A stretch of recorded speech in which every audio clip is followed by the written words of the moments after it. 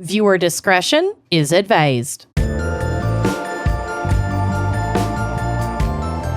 are listening to Wine and Crime, the podcast where two friends chug wine, chat true crime, and unleash their worst Minnesotan accents. How are you, Lucy?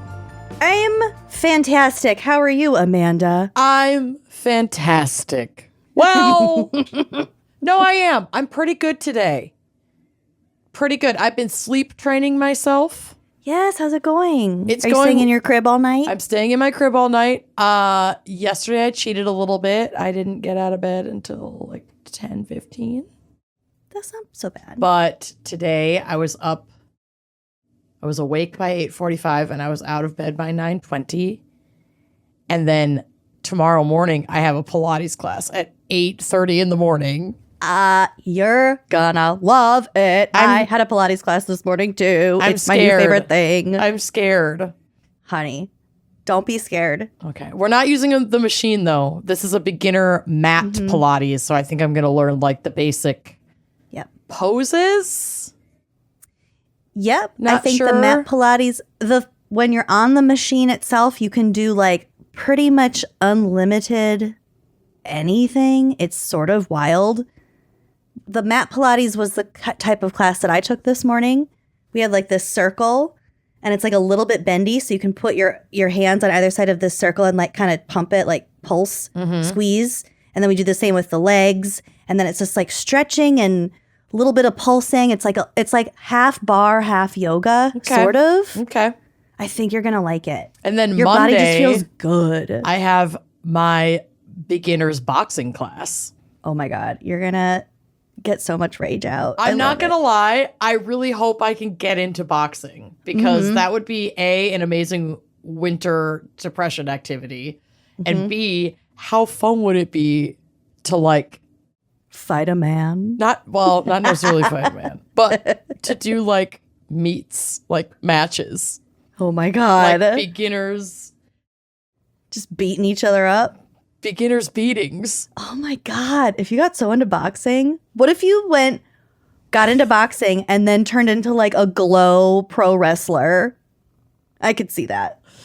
Listen, I'm always one manic episode away from having a completely new personality. So I know. this could be crazy. But yeah, my friend turned me on to this thing called Class Pass. And this is not an ad. I'm just genuinely trying this out. You pay like a monthly fee and then you can see all these different exercise classes in all kinds of different categories in your area and try all kinds of new things. Just like one-off. Yeah, classes. but you can go back over and over again. You could get as many X amount of like credits per month. But yeah. Look at us exercising. I hate going to the gym. So it's like if I don't have someone to be accountable to that's like, all right, I signed up for this class and I paid for it and people are expecting you to be there, then why the fuck would I go? Yeah. I walked into my class this morning and she was like, Lucy, welcome. And I'm like, oh God, this is great. Yeah. And it turns out I'm like getting older and need to like move my body more so that I don't get like arthritis and shit.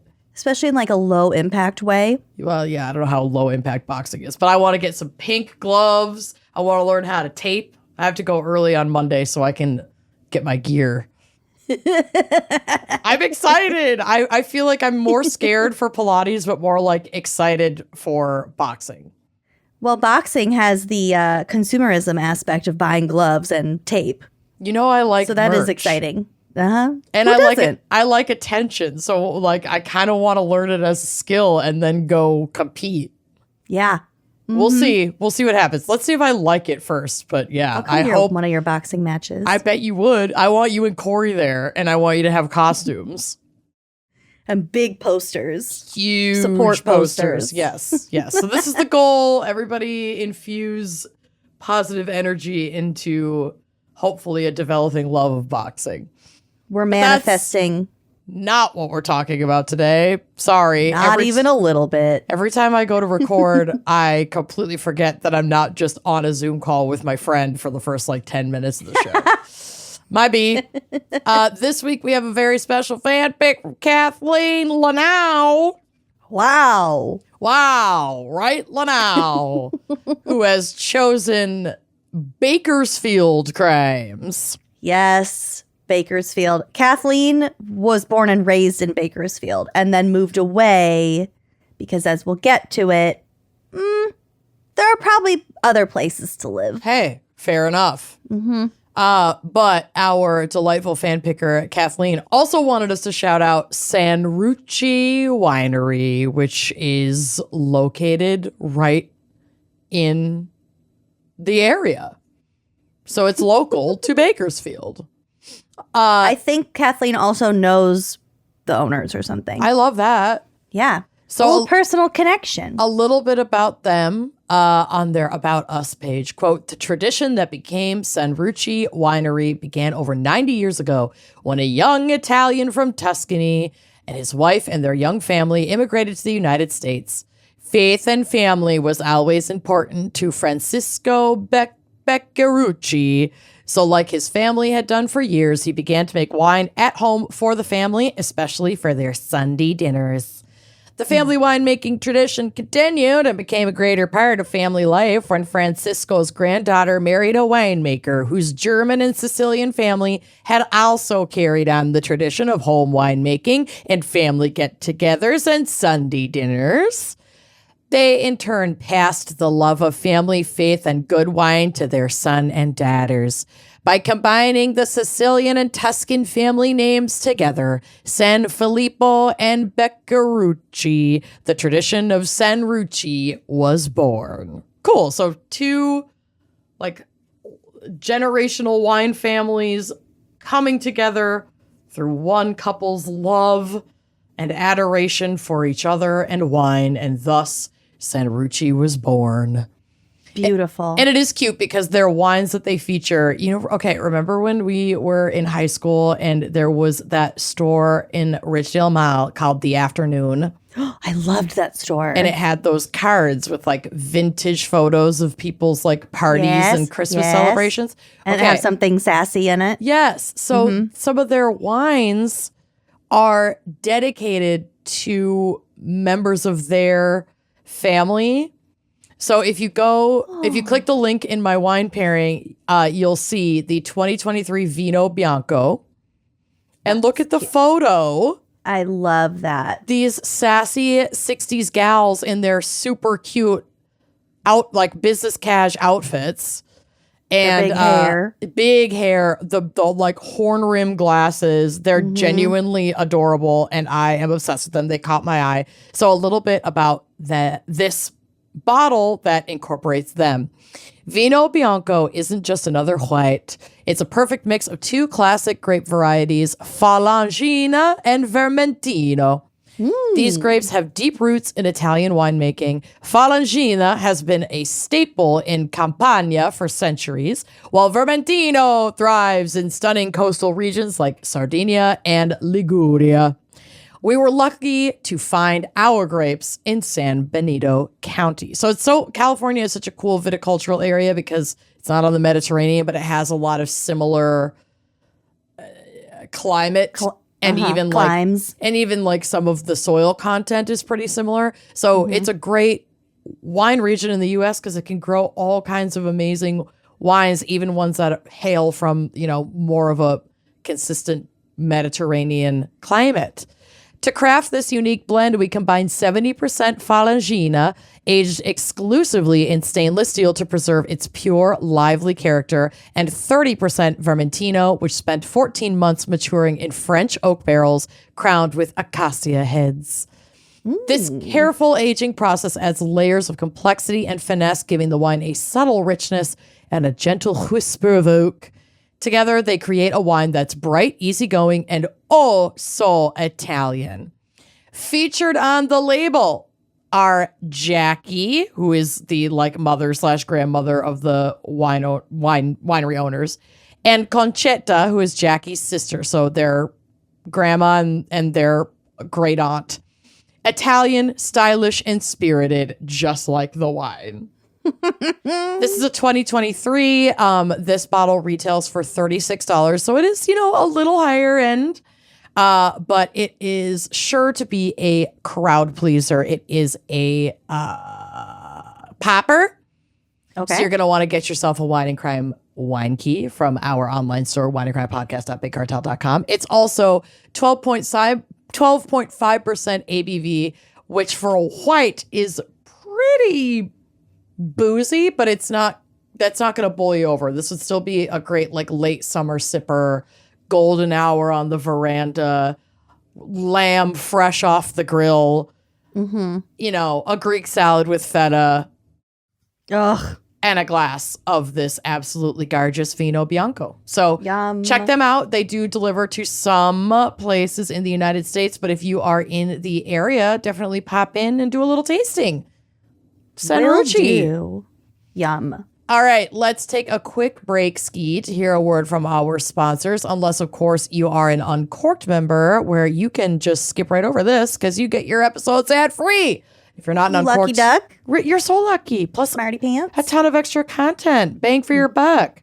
If you're not an Uncorked member yet, please come join us. You can do so on our website, wineandcrimepodcast.com. We've got a little tab that says Uncorked. We get you all set. Come got join us. A lot of content on there for you. A lot of content, a lot of fun. The monthly happy hours, I gotta say, really fantastic. The chat goes off. We answer your questions. It's a really fun way to interact with you, and I really love them. And we get pretty litty. They get a little unhinged. So, yeah, you should definitely join us in there. It's a fun time. All right, we'll be right back. Y'all, fall has been hitting the Midwest like a ton of bricks. It was like 50 degrees overnight the other day. It was gorgeous. It was gorgeous. Had all the windows open. Yes. Oh, it's the best. It's the best. It's my favorite time of year, and it's the perfect time to refresh your wardrobe with pieces that feel as good as they look. And luckily, Quince makes it easy to look polished, to stay warm, to get those like fall layers and classics that you love, and also save big without compromising on quality. Truly. Quince has all of the elevated essentials for fall. They've got stuff like 100% Mongolian cashmere starting at $50. Gorgeous. Can you imagine? Washable silk tops and skirts. I feel like silk is very big this fall. And perfectly tailored denim, all at prices that feel too good to be true. I gotta say, the bedding. Yeah. It is so affordable. I can have seasonal bedding. Never had that before. It's such a gift. I'm looking at their collection of wool coats, if I'm being really honest. Oh, they're stunning. They look like designer coats, but they are a fraction of the price, and the quality is just as good, if not better. And a wool coat is timeless. You'll wear it forever. Timeless. Always beautiful. By partnering directly with ethical, top-tier factories and cutting out the middlemen, Quince can deliver luxury quality pieces at half the price of similar brands. They have this figured out. It's the kind of wardrobe upgrade that feels smart, stylish, and effortless. I also just got this really cute, like, thin dolman sweater in this, like, berry purple color. Absolutely gorgeous. It fits like a dream. I am so confident wearing it. You got to go check out Quince if you haven't already. For real. Keep it classic and cozy this fall with long-lasting staples from Quince. Go to quince.com/wine for free shipping on your order and 365-day returns. That's QUINCE.com/wine to get free shipping and 365-day returns. Quince.com/wine. It's kind of alarming how unaware I am much of the time with how much money I'm spending every month and where I'm spending it. It's really important to stay on top of that kind of stuff, turns out. Yeah. And one of those things that it is very important to stay on top of is how many subscriptions you pay for. Because you sign up for one to get the free trial, you forget to cancel it, or the prices go up, or you just lose interest. 100%. Or it's like an annual renewal. That's how they get you. Oh, yeah. Yeah, so that is where Rocket Money really, really helps me out. It's an app designed to help you manage your money better. Everyone needs an adult in the room when it comes to their finances, and Rocket Money is that adult for me. Yeah, it's the adult in your pocket. Rocket Money is a personal finance app that helps find and cancel your unwanted subscriptions monitors your spending, and helps lower your bills so you can grow your savings. What is not to love, let me tell you. Honestly, I just get super overwhelmed by all the numbers and all the moving parts, but Rocket Money truly makes it so easy. It shows you all of your expenses in one place, including subscriptions that you may have forgotten about. So if you see a subscription on that dashboard that you no longer want, Rocket Money will help you cancel it. And they like make it so clear. It's like, here are some recurring things that are coming out of your account. Are you still using all of this, babe? And And here's I'm what's going to come out next week. you want to get ahead of it? And I'm like, yes, I do. Their dashboard really just clearly lays out your total financial picture. It includes bill due dates, like Lucy said, stuff that's coming up, paydays. It knows like when money is expected to come into your account. And it does it in a way that's easy to digest, helps you calm that overwhelm. That is entirely what I needed. You can even automatically create custom budgets based on your past spending, or if you're like saving up for something special, maybe you want to buy a house, maybe you're getting married, maybe you want to go on a trip. Rocket Money could really help you do so much of that. But on top of all the amazing things that they do, they also will even try to negotiate lower bills for you because like they're tracking what's coming out of your account. So the app automatically scans your bills to find opportunities to save and then will go to work to get you better deals. They'll even talk to customer service so that you don't have to. Girl, preach. So Rocket Money's 5 million members have saved a total of $500 million in canceled subscriptions, with members saving up to $740 a year when they use all the app's premium features. What are you waiting for, babe? Cancel your unwanted subscriptions and reach your financial goals faster with Rocket Money. Go to rocketmoney.com/gals today. That's rocketmoney.com/gals, rocketmoney.com/gals. Obviously, we're adults. We want to keep our homes clean. We also don't want to spend an arm and a leg on cleaning products. And we also don't want to be like spreading microplastics all over our homes, into our laundry, into our dishwashers. It's getting into our food. Y'all, it's wild. Like 90% of, specifically, like especially parents, families, they're concerned about microplastics in cleaning products. And we should be. Most of us, however, do not know that like we're cleaning with them every day. That's why I've made the switch to Blueland across all the cleaning products around my house. Their products meet the highest standard of clean. They're effective yet gentle on the family and the planet. Blueland was also named an EPA Safer Choice Partner of the Year. From cleaning sprays and toilet bowl cleaner to dishwasher and laundry detergent tablets, Blueland's formulas are 100% microplastic free, made with certified clean ingredients free from chlorine, bleach, and harsh chemicals that are safe to use around my child, my cats, all of my houseplants in my everyone living in my house. You! Me. I love not having to choose between the safe option and what actually gets my house clean. Oh, this stuff works, baby. It works. Yeah. Blueland products, they're independently tested to perform alongside major brands like the ones that you think of off the top of your head. And they're up, they level up. I mean, they're there. They're also free from dyes, bleach, and harsh chemicals. And Blueland is trusted in over 1 million homes, including ours. You got to get those reusable bottles. They're so pretty. This is so inexpensive. If you sign up with a subscription, it just shows up at your door. Yeah, the refills are like a few bucks. It's the best.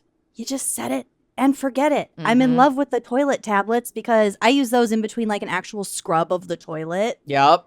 Because that will make it smell much better. It's proven to work on a range of stains, and that includes rust, mineral deposits, lime scale, hard water, you know, all the nasty stuff that's in your toilet on a regular basis. We're throwing a lot at our toilets. We got to be good to them. And Blueland stacks up. They're up to the challenge. You might be very surprised at how well their products work. So definitely give Blueland a try. Yeah, trust me.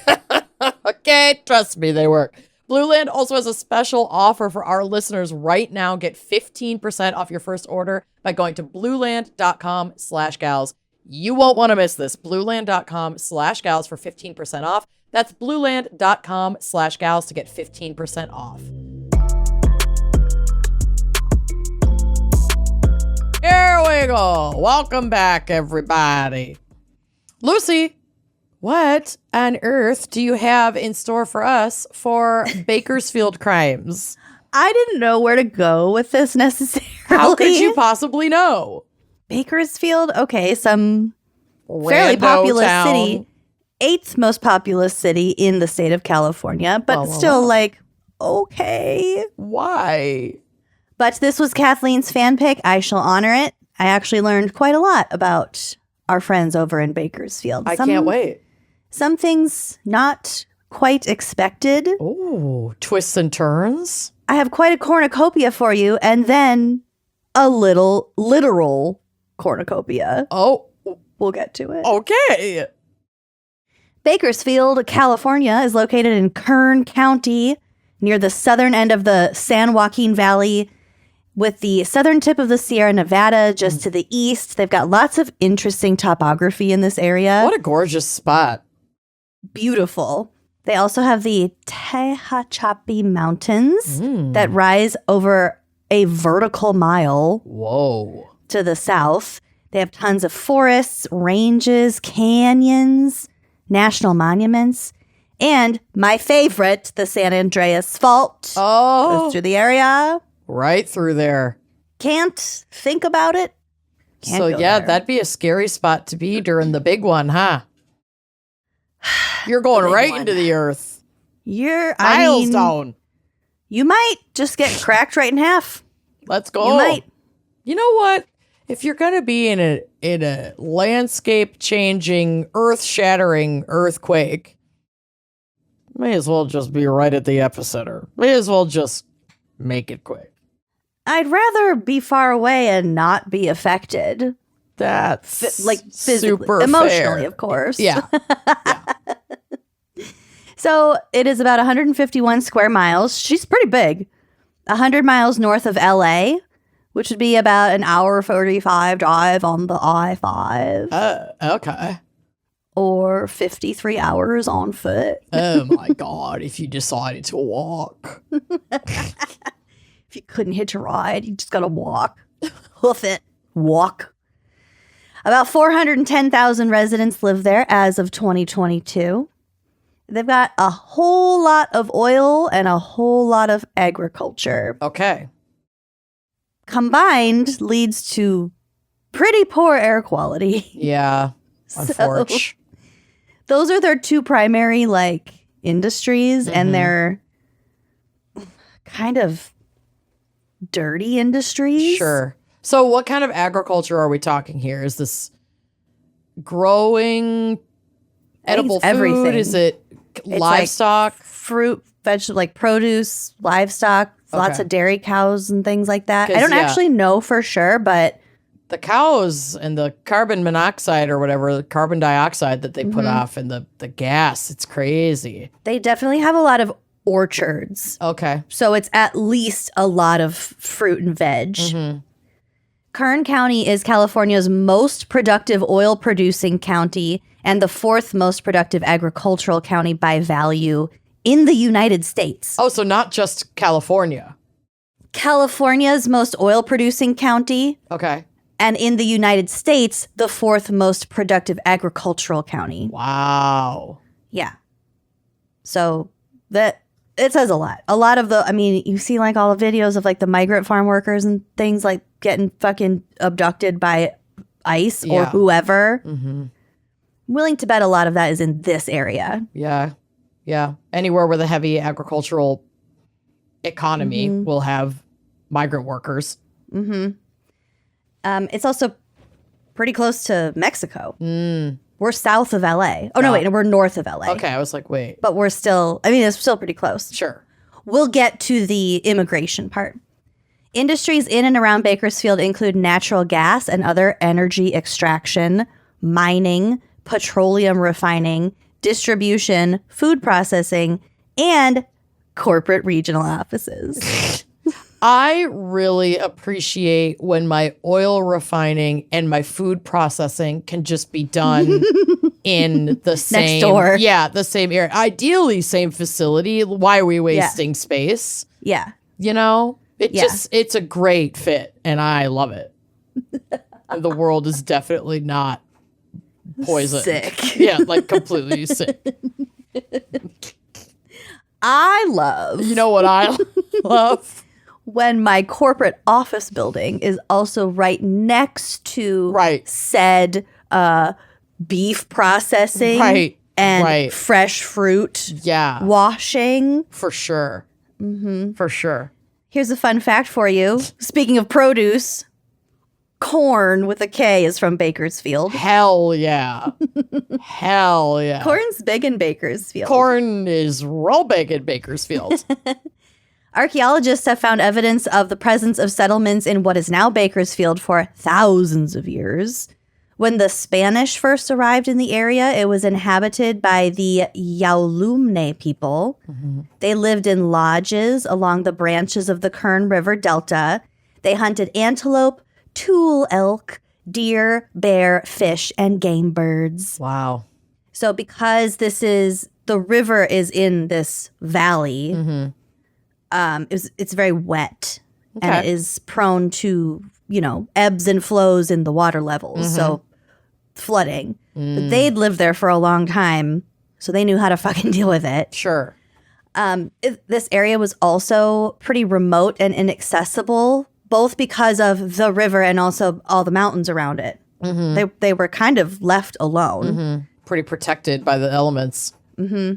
In fact, it was known to early settlers as Kern Island. They didn't even really see it as like a stable area of land because of the river. Mm-hmm. So they just sort of called it an island. In 1776, which is the year the U.S. became a thing, but like very, very far away from this area, Spanish missionary Francisco Garces became the first European to explore the area.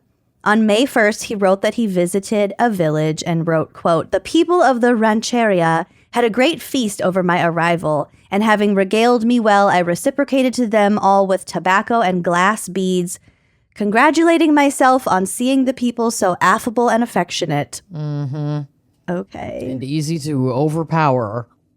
It was just weird to me that, like, okay, 1776, we have all this action going on what the East Coast. And this guy's like, we had a nice lunch. We smoked some cigs. Yeah. First European contact over here. We had some cigs, did a little beating. Mm-hmm.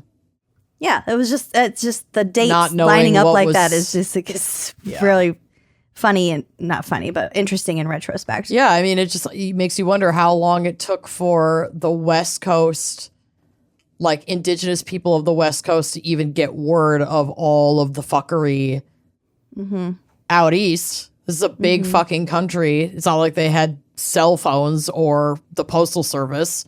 So like you're just picking up what you're sharing what you're picking up during like trade routes or nomadic periods of time. It's just wild. Yeah. There's these two very different experiences, but it's like, all the stories of first contact on the East were, affable. And then we had to fucking start fucking around and stealing shit. Yeah. Yep. So something fun to think about as you're falling asleep tonight. The Mexican War of Independence, which nightmarishly lasted from 1810 to 1821. Oh, God. Brought a bunch of Mexican settlers up north to the region. It's also worth noting that today, Bakersfield is the 5th largest majority Hispanic city in the United States, with 53% of its population being Hispanic as of 2020. Cool. And then the goddamn gold rush in 1848. And then like from there, because then they discovered oil a few years later, but opened the floodgates for all the whiteys. So Europeans built their own settlement along the river in 1860, but like malaria was kind of a nuisance. And then a year later, of course, the floods came back and just wiped out all of their progress. Well, they had no idea how to navigate that terrain. Meanwhile, the people who had been living there for a long fucking time knew exactly what to do. Yep. So an intrepid young former Ohio militia leader named Thomas Baker moved in. Mm-hmm. He built a new settlement on the banks of the river, which I guess stuck. And this became a stopover for gold and oil-seeking travelers, and it became known as Bakersfield. Bakersfield. Got it. It all connects now. By 1870, they had a population of about 600 residents in Bakersfield. And this became the main town of all of Kern County. And by 1880, Bakersfield had a population of 801, with 250 of them being of Chinese descent. Damn. So I would like to say a word about the Chinese population at this time. Okay. A ton of Chinese immigrants worked to build the Transcontinental Railroad in incredibly harsh conditions and with intense discrimination. Mm-hmm. So I found an article from history.com it illuminated succinctly. So it says, quote, hundreds died from explosions, landslides, accidents, and disease. And even though they made major contributions to the construction of the Transcontinental Railroad, these 15 to 20,000 Chinese immigrants have been largely ignored by history. Looking back, historians say the Chinese, who began arriving in the United States in significant numbers during the California Gold Rush of 1848 to 1855, were deemed too weak for the dangerous, strenuous job of building the railroad east from California. What? So they literally weren't being hired. Oh my God. Because the white Americans were like, no, you're too weak. You're physically not able to do this really difficult labor. Okay. Hilton Obenzinger, associate director of the Chinese Railroad Workers in North America project at Stanford University, rolls off the tongue, says that Central Pacific Railroad director Charles Crocker recommended hiring Chinese workers after a job ad resulted in only a few hundred responses from white laborers. They didn't want to do it. Yeah. It was incredibly look at the pictures that I have on the drive, which will be on our website. There's 3 pictures that I have of this railroad being built. Just fucking imagine. Yeah, this is intense. The toil. Yeah, under the hot sun. You're blowing shit up. You're digging. Yeah. You're building bridges, all to support a full fucking trains. It's wild. Yeah, this is pretty intense. Okay, so Obenzinger told NBC, quote, but Crocker's plan hit opposition amid anti-Chinese sentiment stemming from the California gold rush that gripped the state. Noting that construction superintendent James Strobridge didn't think the immigrants, again, were strong enough to do the job. So the railroad begins to get desperate. In 1862, Congress passes the Pacific Railway Act, which made it possible to build this thing in the first place because it was, A massive in the interest project. of national, Yeah, is in the interest of connecting. national security and everything. Yeah, I mean, they're also claiming this whole country. They have to travel across it. Plus all the gold and oil in California, they need to transfer that shit. Right. So they passed the Pacific Railway Act of 1862, but this also came with deadlines. And again, the white people were not applying for these jobs. No. So in January 1865, convinced that Chinese workers were indeed capable, the railroad hired 50 Chinese workers and then immediately hired 50 more, notes the project, the really long Stanford project. But the demand for labor increased and white workers were reluctant to do such backbreaking, hazardous work. Leland Stanford, president of Central Pacific, former California governor, and founder of Stanford University, told Congress in 1865 that the majority of the railroad labor force were Chinese. Without them, he said, quote, it would be impossible to complete the western portion of this great national enterprise within the time required by the acts of Congress. So more Chinese immigrants began arriving in California, and 2 years later, about 90% of the workers on this railroad were Chinese. Wow.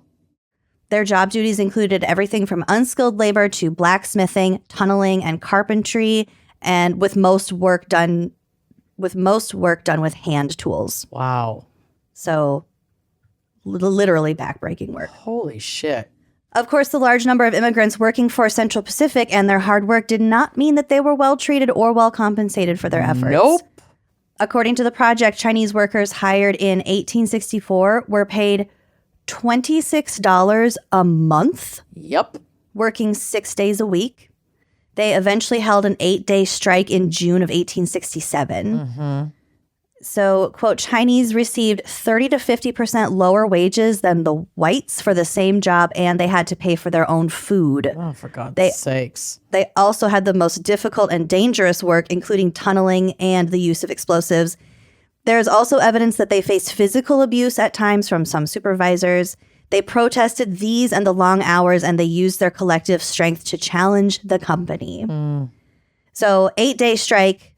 The strike ended without pay parity. I think that means like back pay. After Central Pacific cut off food, transportation, and supplies to the Chinese people living in these camps. That's wild. Starved them out, basically.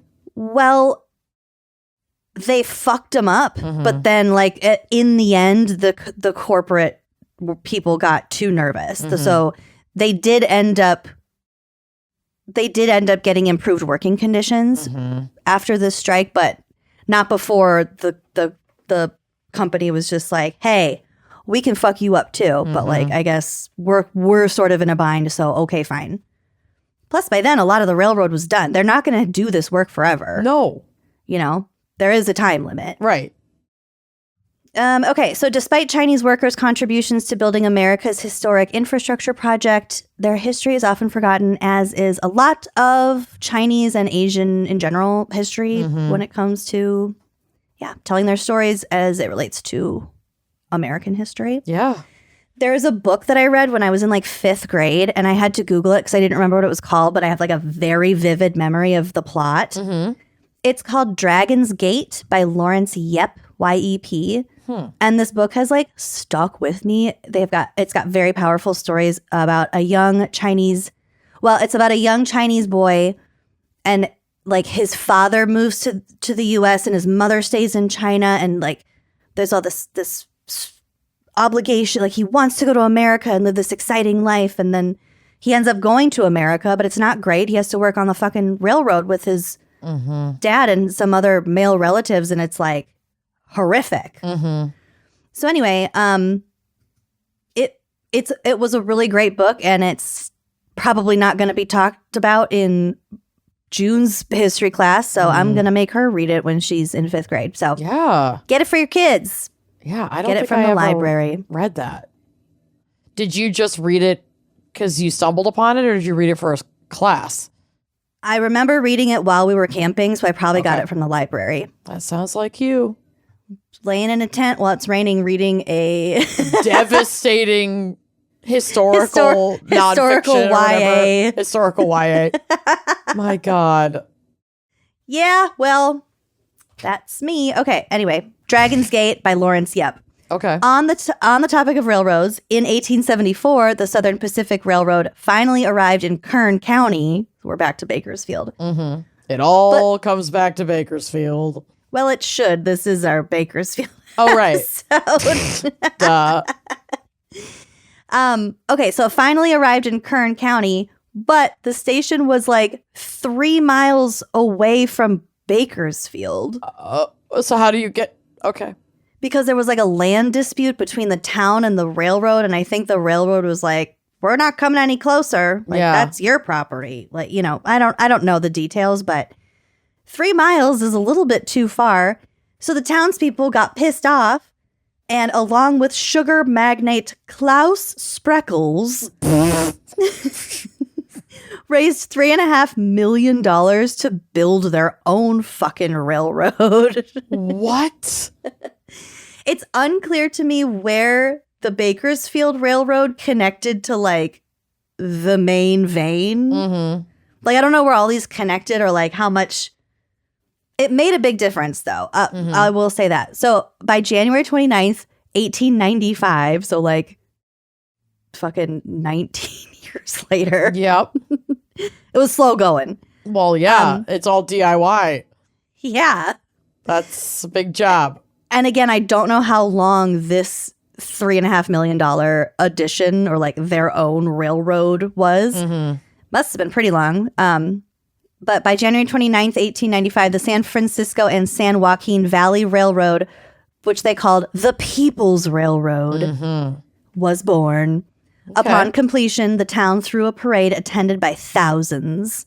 And now, because there was new competition with the Southern Pacific Railroad, Southern Pacific ended up having to reduce its fare from $9.10 to $6.90. Whoa, okay.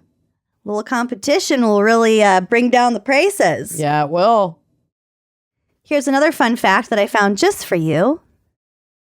Guy Fieri spotlighted 8 different Bakersfield restaurants for his diners, drive-ins, and dives in 2015 alone. Does he just love Bakersfield?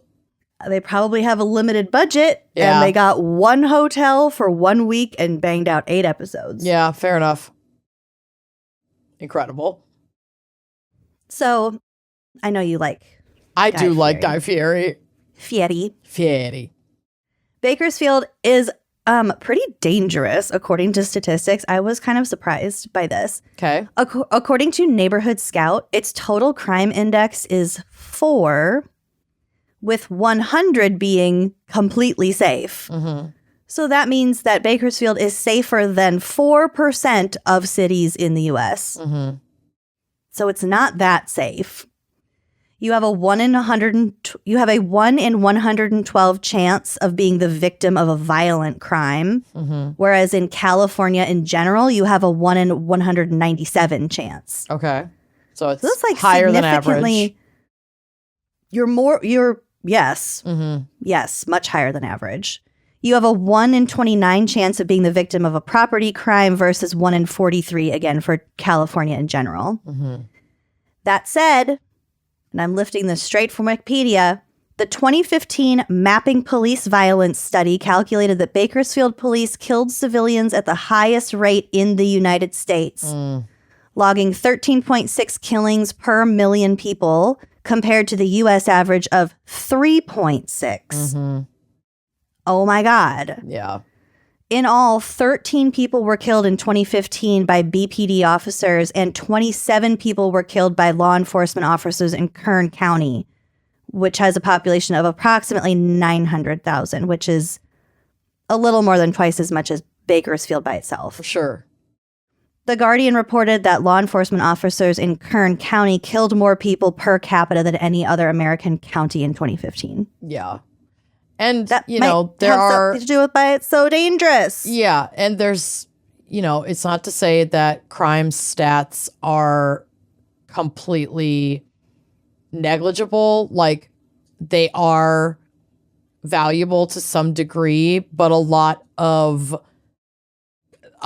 contributing factor to crime statistics is how under-resourced and over-policed a community may be.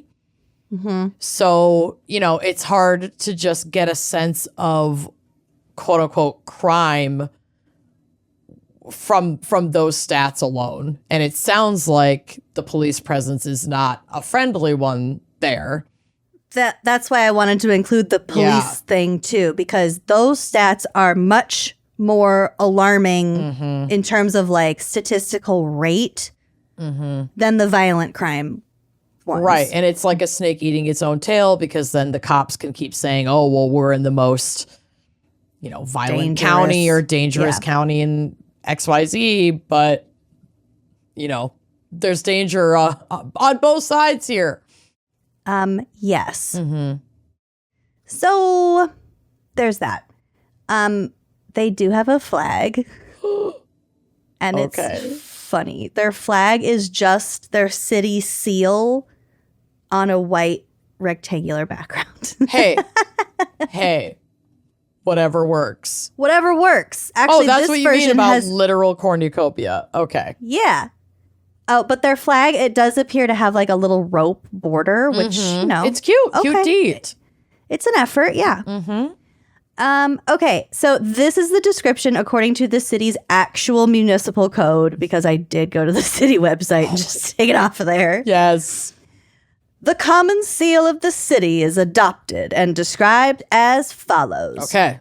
Cornucopia proper, showing a profusion of fruit above with the word incorporated and underneath it the words January 11th, 1898, surrounded by the inscription City of Bakersfield, Kern County, California. Ordinance 4280, Section 1, 2005. Okay. Beautifully read. Listen, as far as like city, state, area flags go, pretty benign.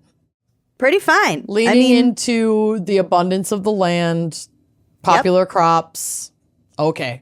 The January 11th, I think, is when it became like... was founded. A city. Mm-hmm. Yeah. Cute.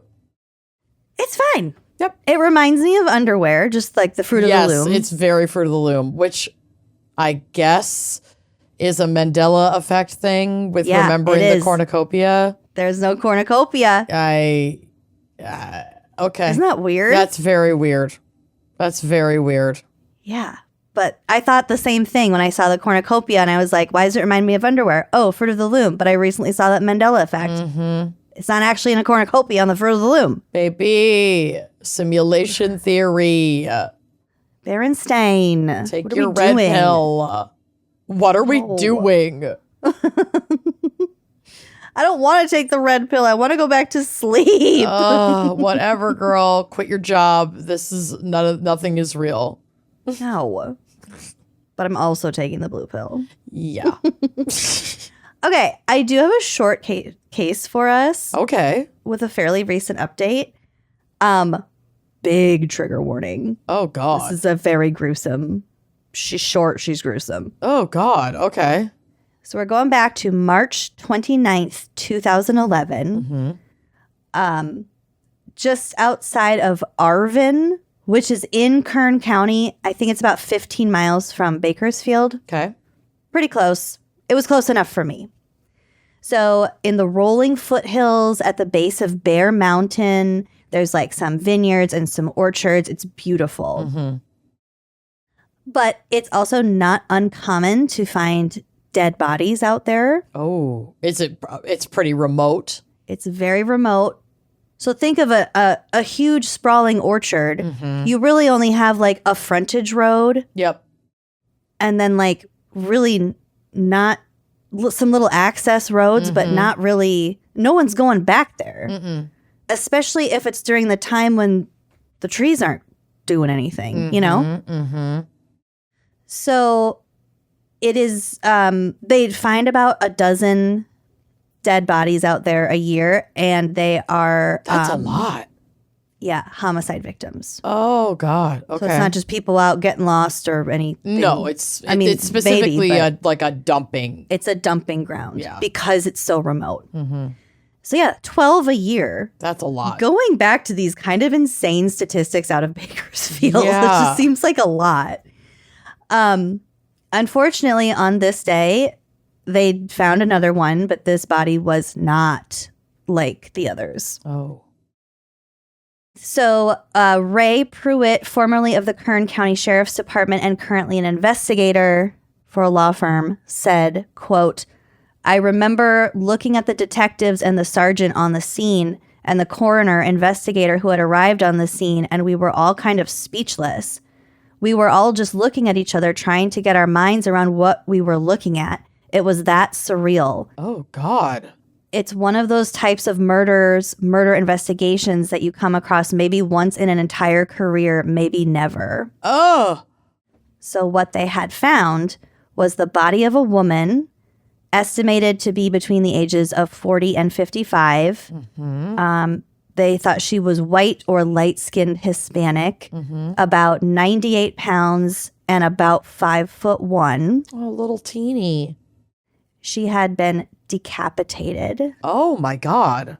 Her thumbs were cut off, and her body was completely drained of blood. What? What the fuck? And she was posed. No. Like in the road. Nope. Bye. Thanks for coming. Yes. I'm gonna. Yes. Okay. The thumb thing is important because when you get your driver's license or your passport or like any fingerprint in a public database is going to be just your thumb, not all of your fingers. Oh, so that's that means that she didn't have a criminal record. She didn't have full fingerprints anywhere. Probably. This is the theory. Okay. So the killer just cut off her thumbs. Yep. To keep from connecting her with her ID. By the way, they've never found the thumbs and never found her head. The crime scene itself was very clean. This is back to a quote by Pruitt. Honestly, it looked like somebody had taken a mannequin, removed the head of the mannequin, and posed it on the dirt road. The decapitation itself was notably neat. He said, quote, it was fairly clean cut. The body wasn't just haphazardly dumped out of a moving car or dumped out of a car that pulled over on the side of the road. This person took their time to pull into this dirt access road, remove the body, place it on the ground, and pose it in what I would consider a sexual manner and wanted the body to be found like that. No. And also no. Yeah. So no. No. So they didn't have any fucking evidence as to who this woman was. So she had no tattoos. Mm-hmm. There was no sign of drug use. I'm assuming that means like intravenous, like track marks or anything. But there were some distinctive features that give some insight into the life that she led.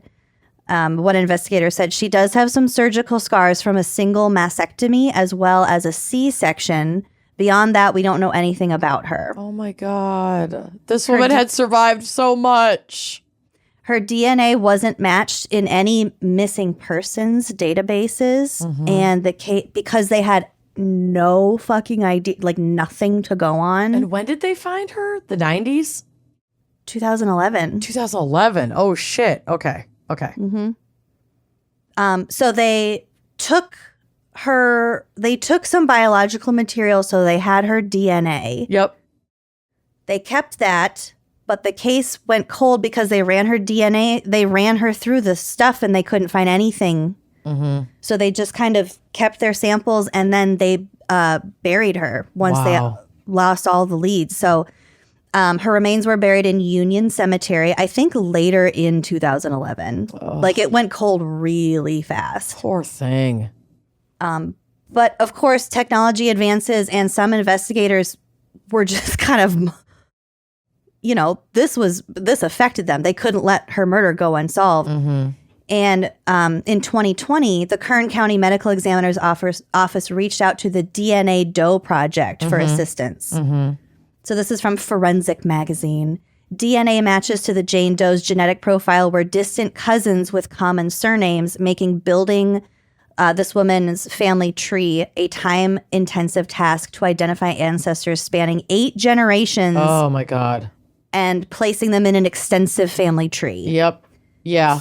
3 of her 4 grandparents were immigrants, meaning researchers were searching Eastern European records to connect her matches to each other. Wow. So the director of this project said, quote, our team worked long and hard for this identification. Ashkenazi Jewish ancestry is often complicated to unravel. Mm-hmm. When we brought in an expert in Jewish records and genealogy, that made a huge difference.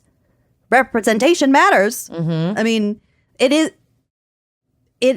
I get in different cultures and it can be more complicated. So by bringing in this person, they were able to like unravel a lot of it. Right. So finally, in July of 2023, 2 potential family members were identified. They provided DNA samples for comparison. And finally, in January of 2024, 13 years after she was murdered, the woman was finally identified as 64-year-old Ada Beth Kaplan. Oh, my God. We don't know how she ended up here. A missing persons report had never been filed for her, which is why they couldn't match her in a database. No one was looking for her? I guess not. I have no more information. Sad. And Ada's killer is still out there because they know who she is, but this was a year and a half ago. Wow. that they identified her. So I'm Oh my hoping that God. that the investigation is reopened or, has some new life breathed Seriously? into it. But if you have any information, contact the Kern County Sheriff's Office at 661-861-3110. Wow. There's a picture of her on the drive. Oh, the sweet Ada. Ada Kaplan. Ugh. Yeah. I really hope they find out more. Because, yeah, like. What a fucking crime scene. And 65, this random 65-year-old woman, like, okay, this is going to maybe sound fucked up, and maybe it's just the type of stories that get so popularized that I feel like they're mostly all you hear about, but like, that just seems like a strange target. Like, she isn't young, and a lot of kidnappings, murders can be like sexually motivated, and that's not to say that she's not sexy if she's over 65, but these kinds of crimes aren't about whether or not the person is attractive conventionally, but like about control. And so like going after younger Coercion victims is really common. It's I just think she so wasn't odd. even she wasn't even living in Bakersfield or the town that But she if was Bakersfield founded. was the dumping ground, then Bakersfield itself may have very little to do with where she's from or where she met her assailant, or could have been anywhere. Her blood was drained somewhere. He Yeah. said the crime scene was very clean. Yeah, so it was obviously not even like the scene. It's just the dumping scene. And we talk about escalation. Yeah. What the fuck has he been doing since then? Or before then? What? Yeah. Yeah. And also the posing and like wanting it to be found. Oh.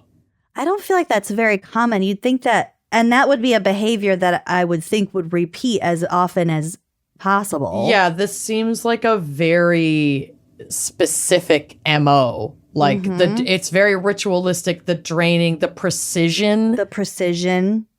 Also the thumbs thing. Yeah. Someone who I don't think your average person would necessarily know that. or think about the thumb thing. I don't know. It's giving some like 7/bone collector shit, and I do not like it. Uh-huh. So yeah, that Cool. was again 14 years ago. Well, damn, I really hope that there are some breaks in this case.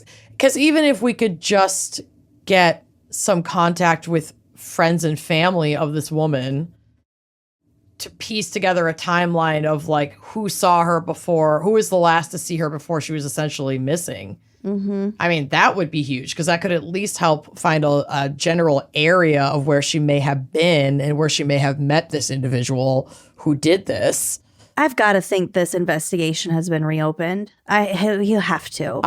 God willing, I hope so. We should Because identifying send the some victim emails. is like step fucking one. Yeah. Anyway, damn. I really hope that this case gets a little bit more attention and we can figure out who the fuck did this to her. Ada Beth Kaplan. Ugh. Well, rest in peace, Ada. Well, I told you my section was a cornucopia. Yeah, that was a lot. Let's take a quick break to hear a word from our sponsors, and then we'll get into my weird fucking case. Okay, I can't wait. You may have heard of HelloFresh. Mm-hmm. They send chef-crafted recipes and fresh ingredients straight to your door. But this summer, they've made their biggest menu upgrade yet. This isn't the HelloFresh that you remember. Oh no, Bro. it's so much more. They have so many awesome recipes, okay? So, the menu, bigger, baby. HelloFresh has doubled its menu. Now you can choose from 100 options each week, including new seasonal dishes and recipes from around the world. You can dig into bigger portions that'll keep everyone satisfied, which I love. I am looking with saliva pouring at the Korean beef bibimbap. It's got zucchini, mushrooms, carrot. It's also gorgeous. Like, to teach me how to make a dish that looks this colorful, bright, and beautiful when you serve it is just like one special part of making HelloFresh meals. They taste so good. If you search food pics on my phone, probably 90% of them will be HelloFresh meals that I've just finished preparing. I'm so proud of them, and they always look so good. They look and taste absolutely gorgeous. They also have healthier options. You can feel great with an even healthier menu filled with high protein and veggie-packed recipes. HelloFresh now helps you eat greener with new veggie-packed recipes that have 2 or more veggies in them. And frankly, they're tastier. If you're trying to like expand the things that you feel comfortable cooking at home. Like for me, I've always struggled cooking like pork or red meat. I don't really know exactly how to do it. They're holding your hand, baby. You can get steak and seafood recipes delivered every week for no extra cost. There's 3 times more seafood on their menu now at no extra cost. Yum. You can also discover new seasonal produce each week, from snap peas to stone fruit to corn on the cob and more. Like, knowing what's good and in season just with the click of a button is so nice. Yeah, I also have the website up. I'm looking at the winter chicken dinner. Orzo dinner. Orzo.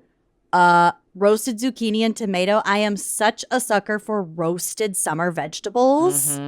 This is my jam. So the best way to cook just got better. Go to HelloFresh.com/gals10fm now to get 10 free meals and a free item for life. 1 per box with active subscription. Free meals applied at discount on first box. New subscribers only, varies by plan. That's HelloFresh.com/gals10fm to get 10 free meals plus a free item for life. Feels like mental health care is getting more and more crucial than ever and less accessible. And it's really amazing how telehealth has helped with a lot of that, because telehealth has made mental health care more convenient and more accessible for millions of people who need it. We all need it, babe, okay? But there's like critical challenges that are involved in getting set up with your mental health care. Finding a suitable therapist, scheduling appointments, expensive out-of-pocket costs. This still keeps a lot of folks from getting the care that they need.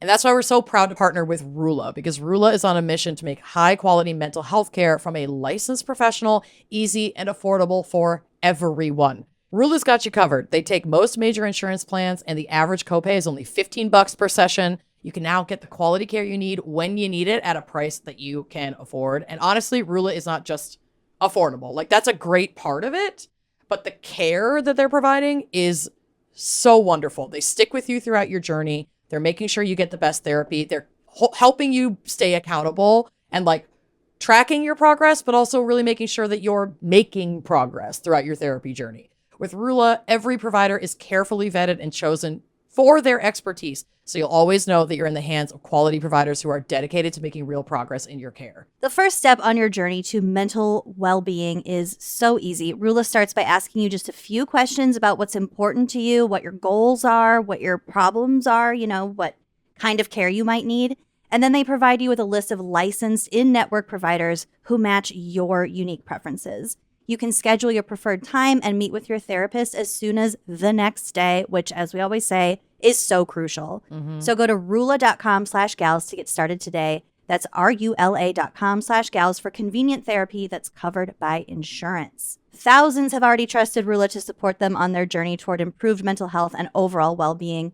Head on over to Rula.com/gals to get started today. After you sign up, they'll ask where you heard about them. Please support our show and tell them we sent you. Go to RULA.com/gals and take the first step toward better mental health today. You deserve quality care from someone who cares. Y'all, you gotta hear about Balance of Nature. If you're trying to like get curious, you're thinking about adding some supplements to your routine, I'm telling you, Balance of Nature supplements is unlike anything else there on the market. This is the result of years of research and development. Balance of Nature does not add any sugar or anything artificial. Any sugars in their supplements occur naturally. They don't attempt to mimic what nature provides. They're just trying to like let nature do its job and deliver it in a simpler way. They're delivering the phytonutrients that occur naturally in 47 whole fruits, vegetables, spices, and fibers that we're often not getting enough of in our diets. No, they're just packing all the things we need into very easy to consume, vehicles.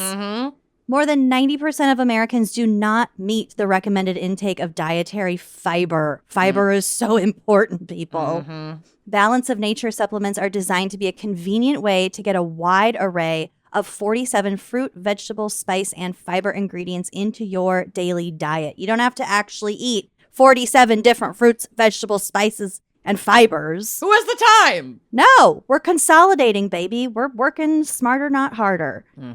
These are convenient and easy to take with you wherever you go. You can take the fruits and veggie supplements with water. You can chew them up, or you can open them and mix the powder into your food or drinks. And the fiber and spice supplement can be mixed with water or your favorite beverage. And Balance of Nature supplements are vegan, kosher, and gluten-free. So if you're curious and wanting to try Balance of Nature, use code GALS for 35% off your first order as a preferred customer. Plus, get a free bottle of fiber and spice at balanceofnature.com. Okay, we're back. And we're going to get into my case. We are. So here we go. This is a fairly recent story, and so it doesn't have a complete resolution, but we don't have a lot of details about exactly what happened because this has not gone to trial yet. So I imagine a lot more information is going to come out in the next year. And I'm very, very, very curious about it. So, Okay. Our story begins on the morning of March 19th, 2023, around 6:30 a.m. Bakersfield police were called to Ginger Drive near White Lane and Ash Road for a report of a shooting. They found 61-year-old Victoria Ann Marie Hampton, aka Vicky, critically wounded from a gunshot on the street. She was rushed to a hospital, but sadly succumbed to her injuries on April 1st. So she did not survive. Okay. Now, Victoria Hampton, she was not your average, neighborhood gal. Okay. She loved her cars and she loved her guns. Oh, okay. She was no ordinary car owner, okay? She was a woman with a passion for power. She liked muscle cars. Ooh, a gearhead. Yep. So for 16 years, she ran a window tinting business called Tint Masters with her late husband. And her pride and joy was her metallic maroon 2021 Dodge Hellcat. Oh. Kind Can of we like like her or do we not like her? I don't have very strong opinions about her either way. Okay. I'm curious about her. And she's giving chimp lady. She's got kind of a MAGA vibe to her, but there's a bit of a, I don't want to call this a twist. There's a detail that we will get to that makes me wonder if she was, but I just think it's possible that she was a little more of like a red-blooded American, loved her cars, loved her guns. Okay. And that no intersection of identity was necessarily going to separate her from that love. Got it. So this is not just any car. It's a high-performance vehicle, and it's one of the fastest and most powerful cars that just any rando can buy available. It's capable of going 0 to 60 in under 4 seconds and has a top speed of 202 miles per hour. Oh my God. Why would you want to go that fast? Well, you want to be able to go that fast without ever actually really going that fast, I would imagine. I guess. But they're spendy. The price tag can range from 90 grand to 150 grand. And that makes these cars a hot commodity for collectors and, unfortunately, for thieves. Oh, the Dodge. Yep. The Dodge Challenger SRT Hellcat and its cousin, the Dodge Charger, are vehicles that are stolen 5 times more than the average car in the U.S. They must have a more compelling resale value, or at least parts value. Or they're easier to steal. I don't know about that, because these things are the expensive cars usually will have some defense mechanisms in I'm place. sticking but with my theory. I think I'm they're sticking just, with it. They're expensive. They're desirable cars. People want to steal them. Like, that's kind of just what it is. That's what happens. So Bakersfield itself, where Hampton lived, as you kind of pointed out, has a bit of a reputation in terms of their crime rate. And it has been the quote unquote stolen car capital of the U.S. per capita for 3 straight years, with an auto theft rate of over 1,000 per 100,000 residents in 2021.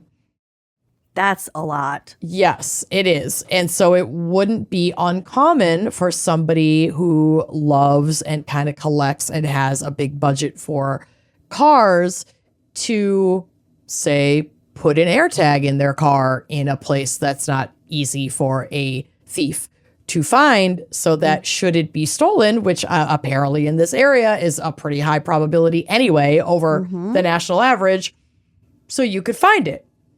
So that makes total sense to me how that would be the thought process. So on that fateful morning, a gray Toyota Prius pulled up to Vicky Hampton's home. It sounds like there were only 2 people in the vehicle. A figure, a person, jumped out and broke a window on her Hellcat, her maroon baby.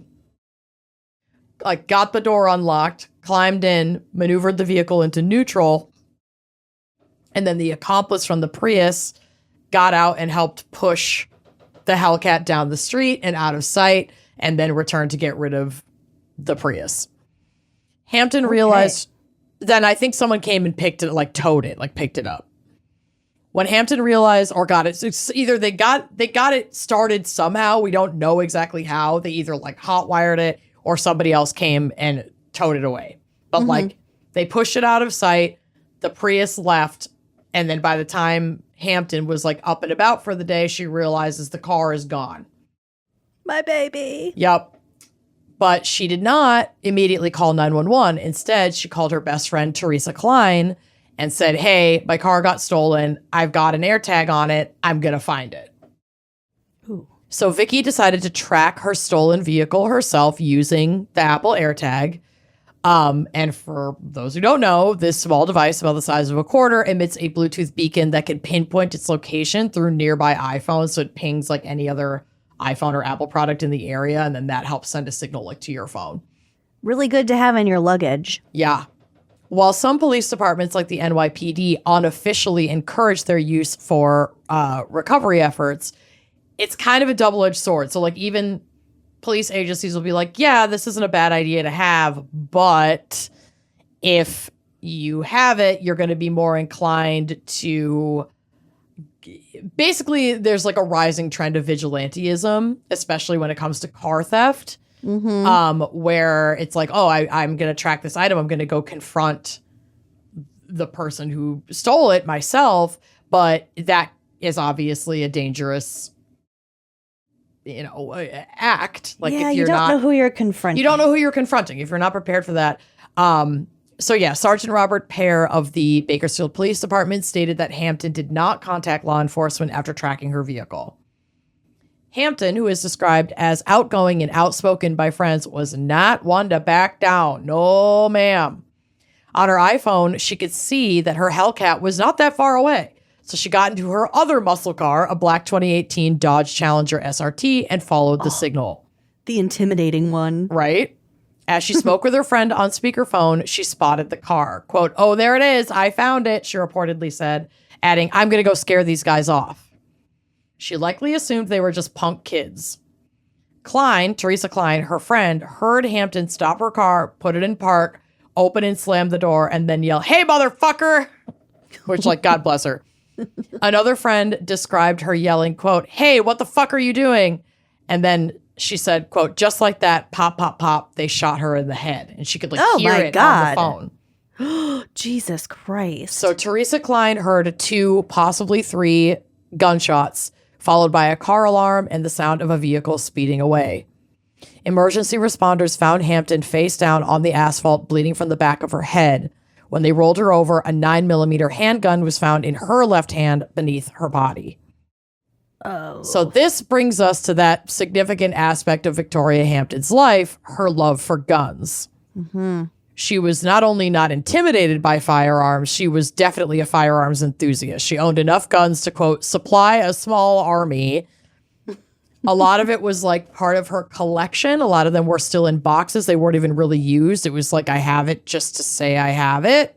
Yeah. A friend she's a collector. Big time. A friend even compared her collection to that of, quote, Ted Nugent. No. Which gives you some idea of political leanings among this friend group, I would imagine. True. While she wasn't listed among Kern County residents with a concealed weapon permit, it is believed that she was armed when she confronted the alleged thieves.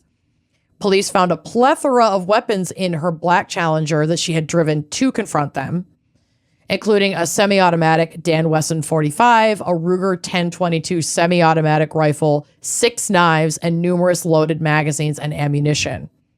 Jesus Christ. The stolen maroon Hellcat also contained a 45 caliber semi-automatic handgun, 5 knives, and 17 loaded magazines. Those just in the car? Yep. They were hers. God. That's part of her. She kept firearms in her vehicles, I guess.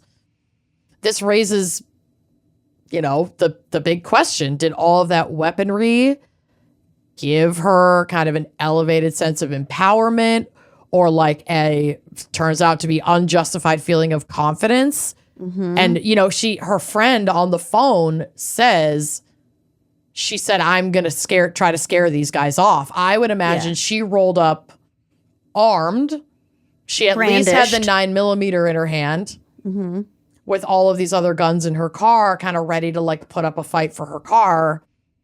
I'm not saying that means she's deserving of death or gunfire, but like, it's helpful to know what might have instigated that reaction. Right. The statistics just show, and like, I'm not even saying that I have a huge problem with gun ownership. I just don't think that the stats support that like showing up to an altercation with a gun, we know that increases the risk. Yeah, it doesn't make you safer. No, extraordinarily, of being the victim of a gunshot wound yourself. Mm-hmm. So whether that's you firing by accident and harming yourself, or the act of just showing up with a gun is an act of aggression in an already heightened society where everybody is a gun owner and so many places have stand your ground laws, that you rolling up and then ending up the victim of murder, even in an act of just like trying to get your property back, it's not fucking worth it. I think as soon as a gun comes out, every single other gun comes out. It's like that is an instant escalation of everything. Exactly. You're taking it to another level. 0 to 100 in under 4 seconds. Yeah. So Bakersfield Police Department launched an exhaustive investigation. They utilized digital footprints, obtaining cell tower pings, and then phone, internet, and social media information to identify the suspects in this theft now turned murder, potentially. On June 20th and 21st of 2023, so only 3 months after the shooting, Bakersfield police officers served search and arrest warrants in multiple cities across Southern California.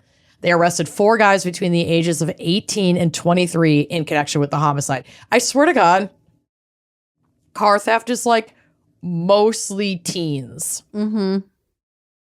Like, yeah, it's an annoying fucking crime, but for the love of God, just file a claim with your insurance, get a payout, and don't engage go in after this. them. Yeah. So, yeah, the guys they arrested were 19-year-old David Thompson, who was arrested in Bellflower, California, 18-year-old Adam Ransom, who was arrested in Linwood, California, 23-year-old Joseph Bush, arrested in Anaheim, 19-year-old Giovanni Garcia, arrested in Long Beach. None of the accused suspects had any identified residential ties to Bakersfield, but it was an area of fairly high crime. It was a known hotspot for car theft. It's where you don't have to live there to go there and try and steal shit. Cause some mischief. Right, exactly. So Sergeant Robert Pear of the BPD emphasized that they were not blaming Victoria Hampton for her death. And I agree. She's not the reason that she died. He stated, quote, "In no way did this woman do anything wrong, and especially did not do anything wrong to the point where she deserved to be hurt in this incident, or in this incident killed."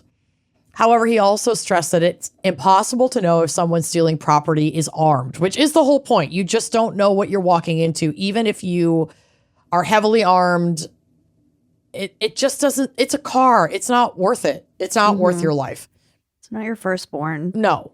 BPD has observed a significant increase in deadly weapons being carried during property crimes. Pear strongly encourages the public to contact law enforcement if they track stolen property, allowing police to confront the suspects. But he also acknowledged public frustration with response times, which can lead people to feel that they need to act themselves. And like, this is very real. There have definitely been upticks in car theft all over the country. Certainly since COVID. We've had a big issue with it in Minneapolis specifically. Carburetors. Yeah. But a lot of theft and a lot of like hijacking vehicles because then they could get the keys and joyride around. So it's like there's been an uptick in like people being pulled out of their cars and then, or like when you're getting home, you know, and it does not, it is scary. I'm not going to say that it's not scary. It often does not end in violence. And it's usually just like fuck ass teenagers trying to be cool. And so it's like, just hand over, and then they fucking whatever. They crash the car, they bail on the car. Like the majority of cars that get stolen are usually found abandoned within like a few days. And I feel like it's very common, at least in Minneapolis. I don't know how this is in other cities, but for when you call the police to report a car stolen, they're not fucking sending out all of their resources to locate it.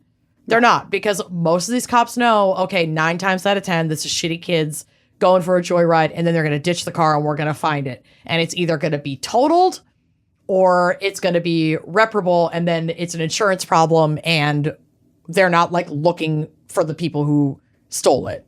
You know, so I get why people would put an air tag and say their fucking beloved Dodge Charger or whatever, with the intention, okay, I can call law enforcement and be like, I can tell you exactly where this is. Can you go? Yeah. But even then, those response times, like it's not a priority to them. You know, I even remember my house, not my current house, but an apartment of mine being broken into and like an Xbox being stolen while I was home. Oh, it was very scary. And we filed a police report and an officer came over and we like gave them all this information. And then we called Microsoft because like we had friends keeping an eye on our login to see if somebody logged in on it so that Microsoft could get that login information and send the IP address to the law enforcement officer that was working on our case.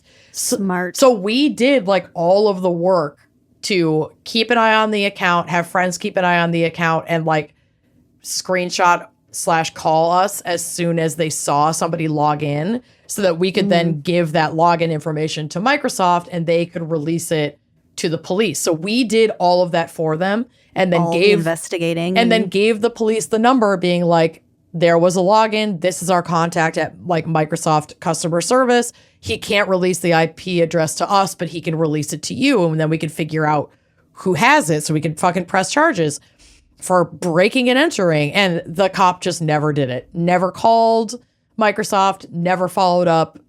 And Microsoft couldn't give us that information. So like, I get it. There's a part of me that really understands being like, fuck the cops, doy. Of course I understand that. And wanting to like take matters into your own hands. And we need to stop valuing our property over our own lives and our own safety. And that includes if you're being held up, if your car is being stolen, like hand it over. It is not worth it. Hand it over and get to safety. Let them take your stuff. Your stuff is replaceable, but like you as a person are not replaceable. So just a reminder, it's just stuff. It's just stuff.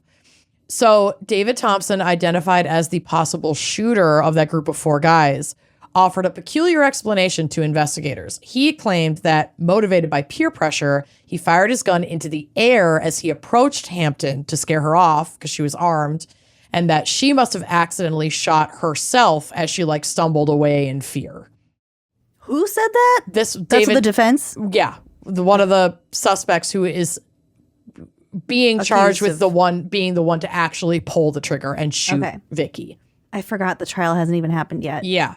This claim, however, is directly contradicted by Vicky's autopsy, which showed Vicky's only gunshot wound was to the back of her head. Yeah, that's not where you shoot yourself. No. So, yeah, a location she likely could not have shot herself. Forensic evidence also suggested that she was shot from behind at point blank range. And I would also imagine that they have ballistics forensics. She was holding a gun. I'm not sure what the evidence is on whether or not they matched or if that's more information that'll come out in trial. But the autopsy alone does not support this claim. And then there's likely to be additional evidence that will be brought forward in trial. Mm-hmm. So David Thompson is being charged with murder, carjacking, and vehicle theft, while Garcia, Vizcarra, and Bush face charges of carjacking, vehicle theft, and conspiracy. And I'm not 100% sure what's going on with the youngest, Adam Ransom. I don't know if he is facing charges at this time. Okay. So in a significant development, a motion was filed on behalf of one of the defendants, Joseph Bush, seeking the recusal of the Kern County District Attorney's Office. Basically, they want the people prosecuting them out and someone else appointed. This motion, filed by Bush's attorney, Mark Anthony Raimondo, argues that the DA's office received a download of one of the suspects, Bush, cell phone information, and the cell phone info contained privileged attorney-client communications. So they got access to stuff that came through after their arrest and when he'd already started working with his defense team. The download included text messages between Bush and Eric Lee, one of the attorneys in Raimondo's office, discussing his case, discussing the defense, the planning, the strategy, and experts that they're thinking of calling forward. Wow. So the whole thing is spoiled. That's what the defense in his case is trying to argue. Prosecutor Christine Antonios immediately said she immediately stopped reading the contents upon discovering the messages and agreed to delete them. But Raimondo on the defense team says that's not enough. He contends that the integrity of the judicial process and Bush's constitutional rights to effective assistance of counsel and a fair trial are compromised as defense strategies may have been divulged. I kind of get that because it's sort of like, whose word are we supposed to, you would hope that this Christine Antonios person has a lot of integrity and is telling the truth. But in these situations where it's like we're supposed to just take someone's word for it, that all of this privileged information, none of it was seen and you deleted it all. And now we're just supposed to move forward like everything is chill. I get that. Despite how you feel about the defendant, I would feel some type of way about that if I were the defendant. I would too. So I don't know. He offered as an alternative to recusal of this prosecution team that Raimondo proposed at least the appointment of a special master, which is an outside legal expert, to review all of the cell phone contents and basically audit the whole situation to ensure a fair trial. And I think that's a good compromise. So basically like a mediator for the whole thing. Yep. So that has delayed a lot of the process toward a trial because a couple of these defendants are being tried together. So now we're currently waiting on a hearing for this specific motion from Bush's legal team. But it doesn't kind of end there because there was weirdness with the handling of Victoria Hampton's remains. Oh, God. So, and also revelations about her family, which we don't really know a whole lot about until this specific thing came out. So Victoria Hampton's parents are still living and are divorced.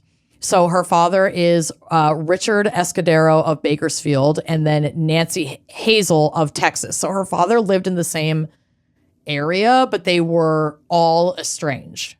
Okay. And Richard and Nancy didn't even know that Victoria was dead until 3 months after the fact. And it wasn't because authorities contacted them. It was because they saw a newspaper article about her murder. What? On the morning of June 22nd, Richard Escudero was reading the local crime roundup, like in the paper, when he saw the name Vicki Ann Marie Hampton and realized that was his daughter. He had never been notified, nor was her mother notified, or any other family member or next of kin. What the how? Well, Escudero then learned that Hampton's remains had been turned over to someone he did not know, and her body had been cremated. The coroner's office released her remains to her bestie, Teresa Klein, the friend who was on speakerphone with Hampton during her murder. What the fuck? According to a claim, She set her up. well, I don't think so, but I'm curious what you think because, you know what? I'll finish this. According to a claim brought by Escudero and Hazel, the mom and dad, against the county, Klein allegedly claimed to be Vicki's sister. Klein initially denied presenting herself as Hampton's sister, Vicki's sister, but that is how she's listed on Vicki Hampton's death certificate. So she might be saying, oh, I didn't come in and say I was her sister, but they asked me and I guess I just said yes. Or like, I don't know the details, but the parents filed a claim, which is a precursor to a lawsuit seeking $500,000 in damages, alleging the coroner's office, quote, did not follow its own protocols before releasing the remains. Their attorney stated this was a, quote, major screw up by the coroner's office.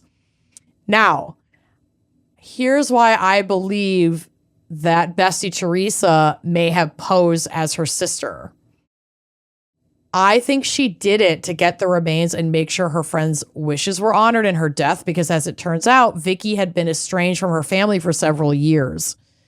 Teresa Klein told police that Vicki Hampton was estranged from her parents due to a gender-affirming surgery that she had in Denmark 35 years prior to her death, and that her parents had disowned her for being a trans woman.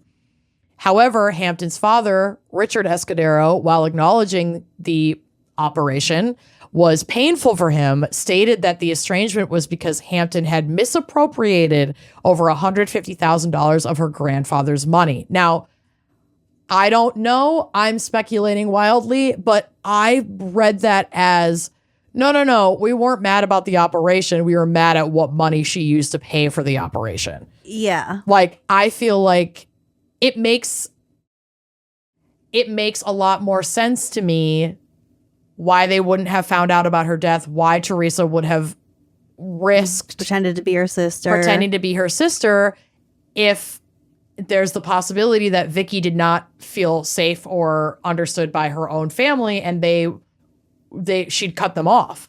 Absolutely. That's my new theory. That's what I think.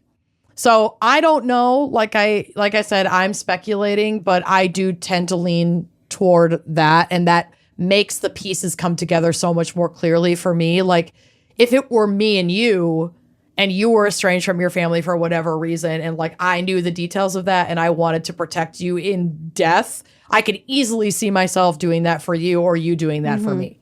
Mm-hmm. That just seems like that makes sense to me. Yeah. In a lot of ways. So I'm curious. Well, especially as being a best friend, the idea of her luring her best friend to her death for what kind of gain? No. There's no evidence. No. That's just what I said when she pretended to be her sister to get her, No. Another theory that I had as to why it might have escalated so quickly. Not only did she have her gun, if she had weapons in the car that was stolen, they probably found them and they're like, oh, fuck, we're dealing with a dangerous person. So when she found them, they were like, we got to take her out now. It's entirely possible, though. I don't know if by the time she found the car, they had even opened the trunk. They had just gotten under it. The seat. I don't know. Yeah, I don't know. Was it only like 10 minutes or was it like a couple hours? I'm not sure the exact timeline. And Again, I think a lot will come out in trial, but it was the same afternoon. Mm-hmm. Like, she discovers her car is missing. She calls her bestie. She's like, holy shit, I can't believe this is happening. I'm following my AirTag. I'm going to go find these motherfuckers and get my car back. And poor Teresa's like, okay, I guess I'll stay on the phone with you. And then all of this goes down. I have a feeling the timeline is fairly condensed. Maybe an hour or two between the initial theft and when she was found in the street. But I think just a thought. Yeah. Since she had so many goddamn guns. Mm-hmm. Yeah. And just the possible. fact it was just a few seconds till she got shot in the head from behind. Right. That means there was someone outside the car already. Yeah. Or it could be as simple as she rolled up. She had a 9mm handgun in her hand when her body was found, like underneath her. So she'd fallen on top of it, unless that was staged. I don't know. But like, she comes out, gun blazing. At least one of these individuals is also armed, turns a gun back on her. She's not expecting them to be armed. She turns around to like take cover. They roll up and shoot her in the back of the head. Mm-hmm. Could have been that. And I'm just going off of what I imagined happened as you were reading it. So, Honestly, we don't. She's not alive to give us her testimony. Mm-hmm. I don't know. I think because this is pending trial, if there are witnesses that are testifying, I don't know who they are. People are not talking to the press, which is like smart from at least from the defendant's standpoint. So I have a feeling I'm going to be setting a Google alert for this case because I'm very curious. I want to read some of the court transcripts and read some of the testimony and see if there were eyewitnesses because I'm very curious, like what the fuck happened. All we know is a car got stolen. She tracked the car. There was a confrontation and she ended up dead. I want to know everything. I want to know everything else. Like, what the hell? So it's really fucking tragic. It's definitely a cautionary tale about vigilante justice. And trust me, I understand the appeal. But I wish Vicky's loved ones all the best. It's really hard to lose a friend in such a violent fucking way. And I hope that there is, justice in her case where justice needs to be applied. And that's on all sides of the coin. Well said. Because we don't know, like, again, I'm not blaming Vicky for what happened to her, but like she was pissed off. Did she roll up and try some shit? I don't know. I don't know what the fuck happened to escalate from my car got stolen to I'm dead from a back of the head gunshot wound. Like, there's missing pieces here, and I want to fucking know what they are.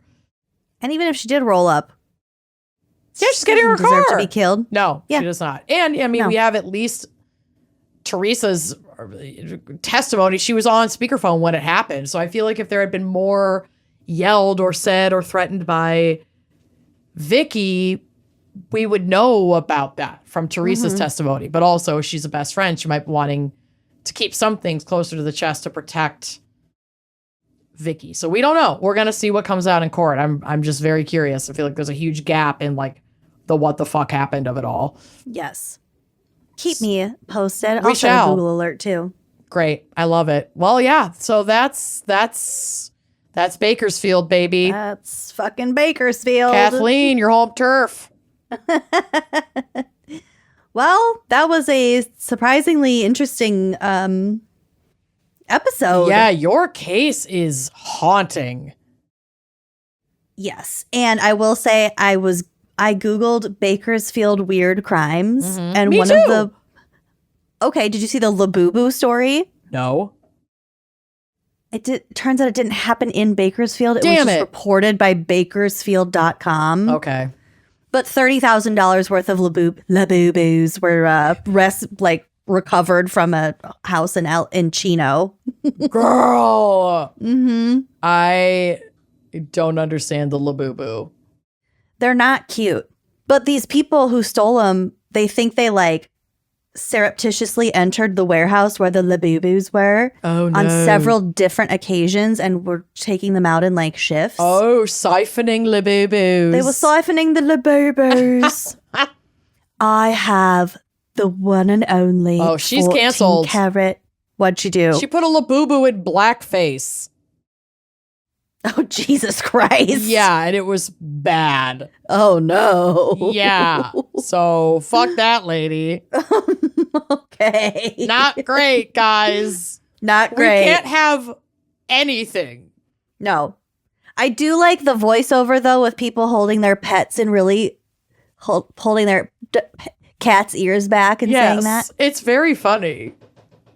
It's very Anyway, funny. if you can't tell that we have recorded this episode probably 3 weeks before it's going to air. Yeah. Us talking about this right now is going to make it really apparent. Yeah, we're dating ourselves. All right, so let's stop while we're ahead. Thank you so much for listening. Please join us on Uncorked. Yes, we have so much Please. fun over there. Please. We'll see you next week. Bye-bye. Like what you see? Check out more episodes and become a member to unlock exclusive content. Don't forget to like, comment, and subscribe. Mm.